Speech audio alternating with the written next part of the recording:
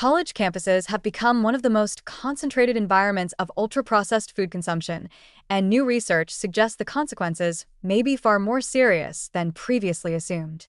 A recent study examining young adults in college settings found that those who consume diets high in ultra-processed foods, UPFs, show significantly impaired satiety control, struggling to recognize when they are full and experiencing stronger cravings and overeating behaviors. This finding is alarming because college students are already navigating immense stress, irregular schedules, and limited financial resources, making them particularly susceptible to diet patterns that can establish long-term metabolic and psychological effects. Ultra-processed foods dominate campus dining halls, vending machines, cafes, and late-night delivery options. They are cheap, fast, and engineered to be intensely palatable. Students living away from home for the first time often have little time or energy to cook, and many campus environments provide far greater access to packaged snacks and convenience foods than fresh meals. The study's findings show that this reliance on UPFs may alter the body's natural hunger regulation systems. Students consuming high UPF diets showed weaker responses of satiety hormones such as leptin and GLP-1 and heightened levels of ghrelin, the hormone that stimulates hunger.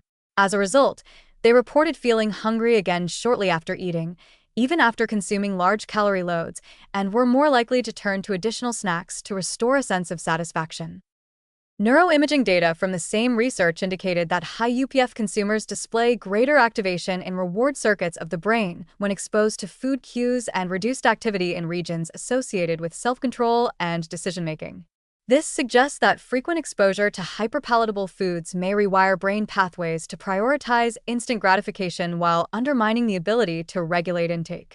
Instead of eating according to hunger, students in these environments begin to eat according to external triggers: boredom, stress, convenience, social pressure, or simply the constant presence of tempting foods.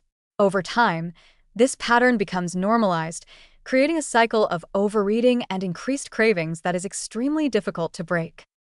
The structure of campus food environments amplifies these risks. Meal plans often encourage maximizing value rather than mindful eating, with unlimited buffet-style access or bundled pricing that reduces the sense of cost per item. Dining halls frequently feature pizza, fries, burgers, desserts, and sweetened beverages as everyday staples, while genuinely nutritious options may be limited, inconvenient, or more expensive. Vending machines and cafe counters display ultra-processed snacks at every checkout point, reinforcing impulsive consumption. Late-night food culture, often powered by energy drinks, instant noodles, delivery apps, and convenience store junk food, further destabilizes appetite cues and sleep cycles, which independently increase hunger hormones and drive overeating. Social dynamics also intensify dependence on UPFs.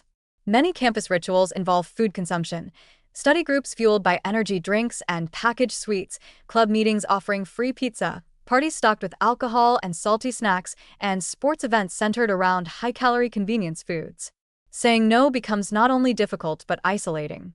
For students juggling academic pressure, emotional stress, and financial constraints, hyperpalatable UPFs often serve as coping mechanisms. This emotional reward further erodes normal satiety regulation, turning food into a response to stress rather than hunger. The long-term risks are concerning. Impaired satiety control may lead to chronic overeating, weight gain, metabolic dysfunction, insulin resistance, and increased risk for anxiety and depression. Researchers warn that patterns established during the college years frequently persist into adulthood, shaping a lifetime of struggling with cravings and appetite regulation. Many students report frustration at gaining weight despite feeling like they are eating normally, not realizing that their internal hunger signals have been biologically disrupted by constant exposure to engineered foods. The study calls for urgent changes, not only individual choices but structural reform. Without shifts in campus food systems, students are fighting a losing battle against an environment designed to keep them consuming. Nutrition education alone is insufficient when whole foods are outnumbered and outpriced.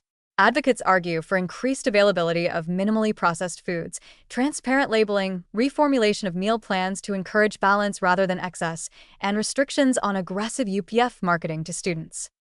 The message is clear.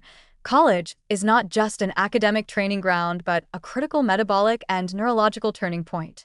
Allowing ultra-processed foods to dominate during these formative years may shape appetite regulation and health outcomes for decades. If universities continue to treat food as an afterthought rather than a public health responsibility, they may be contributing to a silent crisis, one that leaves young adults struggling with bodies that no longer recognize when they've had enough.